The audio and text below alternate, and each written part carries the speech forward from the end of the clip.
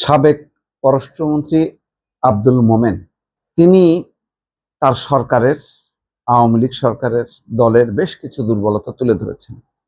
শুধু নিজের অংশটা বাদ দিয়ে তিনি নিজেও যে বলেছেন যে ভারতে গিয়ে বলে এসেছি যে কোনো মূল্যে আওয়ামী লীগকে ক্ষমতায় রাখতে হবে।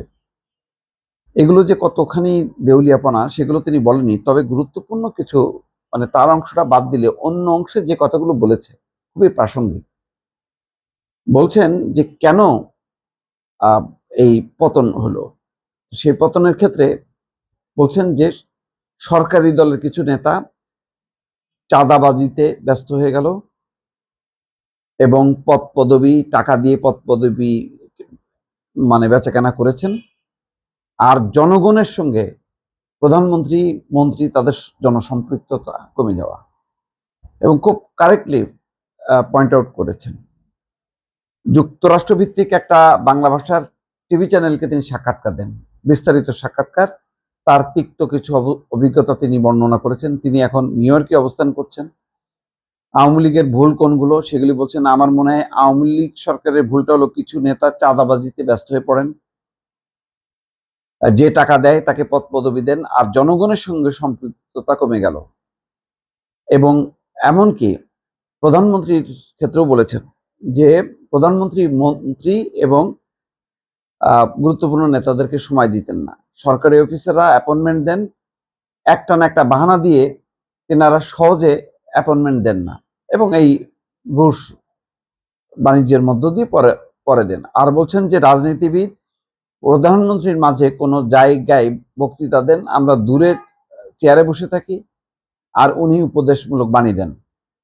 বক্তৃতা শেষ করেন, তখন আমাদের রাজনীতিবিদরা ওনার সঙ্গে কথা বলার জন্য সামনে অগ্রসর হলে এসএসএফ বাধা দেন, আসতে দেন না। এসএসএফ লোক 25 ফুট দূরে দূর করে সরায় দেয়। ফলে রাষ্ট্রনায়ক শেখ হাসিনাকে কিছু বলা যে আমরা কিছু ফিল করি, এই যে চাঁদাবাজি, করাপশন, এই বিষয়গুলো আর বলার সুযোগ থাকে না। বলছেন যে কোভিড মহামারীর সময়, করোনা মহামারীর সময়ের কথা বলছেন, যে শেখ হাসিনার সঙ্গে সাক্ষাৎ অত্যন্ত সীমিত হয়ে যায়, আর আওয়ামী লীগ সরকার জনবিচ্ছিন্ন হয়ে পড়েছিল তখন। সেই সঙ্গে কিছু নেতা চাঁদাবাজির সঙ্গে জড়ায় পড়ে। মন্ত্রীরাও প্রধানমন্ত্রীর সঙ্গে দেখা করতে পারতেন না, উল্লেখ করে বলেন সব সময় দেখা করতে পারতাম না। কোভিডের আগে যখন আমরা মন্ত্রী হলাম তখন প্রধানমন্ত্রী প্রত্যেক দিন ক্যাবিনেট মিটিং এর পর অফিসারদেরকে বের করে দেন, এবং তখন যারা রাজনৈতিক মন্ত্রী তাদেরকে নিয়ে কথা বলতেন। তখন উনি বলতেন সমস্যা আছে কিনা, আমরা কথা বলতাম, উনি বলতেন, কাউন্টার হতো, পাল্টাপাল্টি কথাবার্তা হতো। কিন্তু কোভিডের পরে মিটিং শেষ হওয়ার সঙ্গে সঙ্গে তিনি বেরিয়ে যেতেন। আমরা দৌড়ে গিয়ে কিছু কথা যদি বলতে পারি সেই সুযোগ নেওয়ার চেষ্টা করতাম, কিন্তু ওই যে এসএসএফ এর বাধার কারণে সেইটা আমরা সবসময় পারতাম না, এবং এতেই যে দূরত্ব তৈরি হলো সেই দূরত্বটা আর ঘটেনি। আর একটা বলছেন যে চাঁদাবাজির কথা। তারপরে বলছেন যে সংসদেও তুলেছি কিন্তু সেগুলি লাভ হয়নি। প্রজেক্টগুলো 3 বছর, সিলেট এয়ারপোর্টের কথা বলছে যেটা 3 বছরে শেষ হওয়ার কথা, সেটা 10 বছরে। সময় বাড়লেই টাকার অঙ্ক বাড়ে, এবং যেই টাকাটা বাড়তি বরাদ্দ হয় তার 80% তারা খেয়ে ফেলে। এই প্রত্যেকটা প্রজেক্ট হচ্ছে ডিলে। তারপরে কোটা সংস্কারের সময় এই যে নাতিপুতিদেরকেও চাকরিতে নেওয়া, বলছেন যে এটা বিরোধিতা করেছি কিন্তু কাজ হয়নি। এটা কোর্টের দোহাই দেওয়া হয়েছে, বলা হয়েছে কোর্ট রায় দেবে, কিন্তু তিনি বলছেন যে আমি বলেছি যে এটা রাজনৈতিক সিদ্ধান্ত, কিন্তু সেই সিদ্ধান্ত নেওয়া হয়নি। অর্থাৎ আওয়ামী লীগ সরকারের ওই সময় পতনের যে কারণগুলো তিনি তুলে ধরলেন এবং খুবই প্রাসঙ্গিক।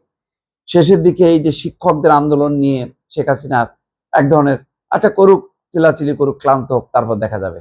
ছাত্রদের আন্দোলন যখন শুরু হলো এটা পাত্তাই দেননি, মনে করছে যে ওই নূরের মতন আন্দোলন আর হবে না, এবং কোর্ট যেহেতু রায় দিয়েছে সুতরাং এটা থেমে যাবে। পরে তো এটা নিয়ন্ত্রণের বাইরে চলে গেল।